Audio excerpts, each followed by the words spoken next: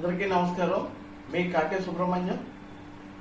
ప్రస్తుతం మన రాష్ట్రంలో వైఎస్ఆర్ పార్టీ చేస్తున్నటువంటి హడావుడి కానీ, అలాగే ప్రతిపక్ష వాదాలో ఉండేటువంటి వైఎస్ఆర్ పార్టీ చేస్తున్నటువంటి ఆరోపణలో ఎక్కడా కూడా వాస్తవం లేదు. కావాలనే ఈ యొక్క వైఎస్ఆర్ పార్టీ అధినేత జగన్మోహన్ రెడ్డి గారు కానీ, అలాగే వారు నాయకులు కార్యకర్తలు అందరూ కూడా కూటమి ప్రభుత్వం పైన మరి అనేకమైనటువంటి అసత్య ఆరోపణలు చేస్తూ ఉన్నారనేటువంటి దానికి ఒక ప్రత్యక్ష ఉదాహరణ కాశీబుగ్గ మాజీ ఎమ్మెల్యే అలాగే మాజీ మంత్రి సీదిర అప్పలరాజు గారు ఒక సంఘటన మనం గత 4-5 రోజుల నుంచి చూస్తూ ఉన్నాం. అసలు దీంట్లో వాస్తవం ఏంటి?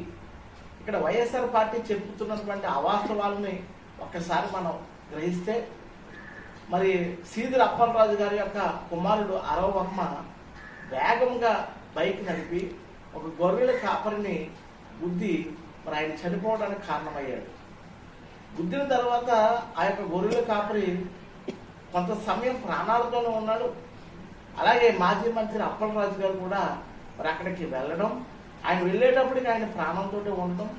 కానీ ఆయన డాక్టర్ వృత్తిరీత్యా అతను డాక్టర్ అయినప్పటికీ కూడా ఆయన ఈ యొక్క దెబ్బ తగిలినటువంటి వ్యక్తికి వైద్య సహాయం కూడా ప్రథమ చికిత్స కూడా చేయకపోవడంతో ఆయన మరణించడం జరిగింది. మరి మరణించిన తర్వాత అక్కడ జరిగేటువంటి సంఘటన మనం అందరం కూడా ఒకసారి అర్థం చేయాలి. ఈ యొక్క అరవర్మ అనేటువంటి ఆయన సీదిర అప్పలరాజు గారి యొక్క కుమారుడు. ఆయన మరి ఈ యొక్క గొర్రెల కాపరిని గుద్దేస్తే ఆయన చనిపోవడం జరిగిందనేటువంటిది మనం టీవీలోని అన్నింటిలో కూడా సీసీ ఫుటేజ్లో కూడా చూసాం. కానీ ఈయన ఏం చేశారంటే అరవర్మ ప్లేస్లో వేరే వాళ్ళని పెట్టడానికి, అలాగే అక్కడ ఉన్నటువంటి సీసీ కెమెరా ఉండే ఫుటేజ్లు కూడా మాయం చేయడానికి కూడా మరి ఈయన మరి ఒక మాజీ మంత్రి అవడంతో మరి ఆయన యొక్క అధికార బలంతో మరి ఆయన ఆ యొక్క సాక్ష్యాలను తారుమారు చేయడానికి ప్రయత్నం చేయడం జరిగింది. ఒక్కసారి అందరూ కూడా ఆలోచన చేయండి. అంటే నిజంగా ఒక సామాన్యుడు ఇలా చేస్తే ఈ చట్టాలు ఊరుకుంటాయా?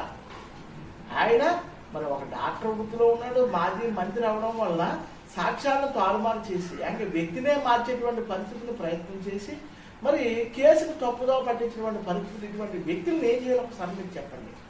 మరి వేళ వైఎస్ఆర్ పార్టీ నాయకులు ఏదో మాట్లాడుతూ ఉన్నారు, తప్పుడు కేసులు పెట్టి జైల్లో పెడుతున్నారు అని అంటారు, అలాగే 41 నోటీస్ ఇచ్చి బెయిల్ ఇవ్వాలని అంటారు. అయితే ఒక సామాన్యుడు ఎవరైనా తప్పు చేస్తే అది కట్టకట్టాలు పెట్టేసి బంధించేటటువంటి విధానం కూడా మరి చెప్తూ ఉంటారు. ఇదే